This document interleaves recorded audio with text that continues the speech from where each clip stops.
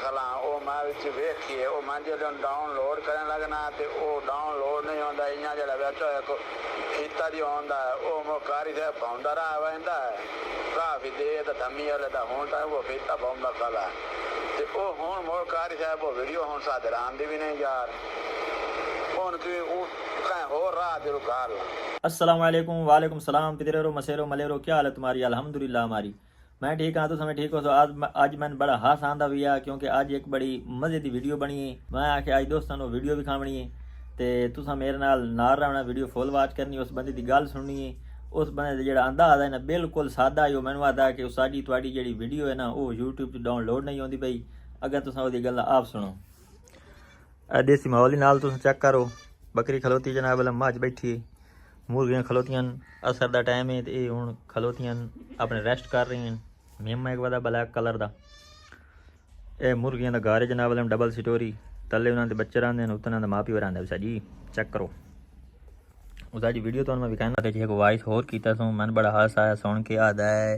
जिन्हें मैं डाउनलोड ता करने जो एक बेली मैंने आखे भाई अगर लाइव वेक्शन तो तेरी एम भी खत्म हो वैसी लाइक लिखे लाइक आ जाते सामान छुड़ाने वो रिटू भाई डाउनलोड करनी हो मोड़ वेखनी हो तो डाउनलोड हो वजे ना वो एक मन दे लिया आखे बजे लो तू डाउनलोड कर ले थे मोड़ तेरी एम पी खाते न हो मोड़ तू मोड़ वेख सकना जो मोड़ वेख की रखते तो मोड़ तेरी नाल एम पी खात चो सी मैं आखे कहें वेले बिच वेख ली और जड़ी हाजरी लाऊं वेखे ये अगला एम भी बचावा दे चक्कर च आधा जड़े डाउनलोड ता करनी है भाई डाउनलोड हो वैसे ना तो मोड़ मोड़ वेख ही रखता लेकिन एम भी मोड़ना खत्म हो सी जुगाड़ है जा तू सही यार बचा ते ना लग वजह है बंदे की तुम वाइस सुनाने भाई तरीकाकार वेखो गल करने का बहुत ही सादा अंदाज है इसका मैंने बड़ा अच्छा लगा तो हासा ही बड़ा आया ये तुस अंदाज भी खाया ना जी लाला सफदर लाला पाई के नाम मैं ये नंबर सेव किया है हूँ वाइस सुनिया मैं उधर बाद साहब ये क्या जरा को यूट्यूबर है उस तो वहाँ का कटी है वीडियो चलती है और जरा मैं दरिया दी मारते खला वो मैं विच वेखिए वो मैं जो डाउनलोड करने लगना तो वो डाउनलोड नहीं होता इं जो बिच एक फीता जो आता है वो मोकारी से पाँदा रहा वहदा है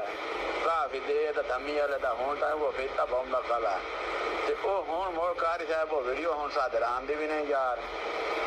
हूँ कि कहीं हो रहा जरूर कार साहब की बातें यूट्यूब से डाउनलोड नहीं हो रही है। उस्ताद आफ्ताब की बातें वो डाउनलोड ही होती भैया तो आधा जना हो रहा दी गल देसी माहौल ही भाई चेक करो साढ़ा कुकड़ियां वधियां ए बकरी सूई है वो दो निके निके मेमे पर मझ बैठी है पर नालो मुर्गियां का गारे डबल स्टोरी गारे तले पोषण तो उन्होंने बच्चे रहने उतले तो माँ भी उन्होंने रहा। फ्रेंड्स अगर उस वॉइस का तुम सुन के मज़ा आया हो फनी लगी हो तो लाइक कमेंट्स और कमेंट से ज़रूर दसना है।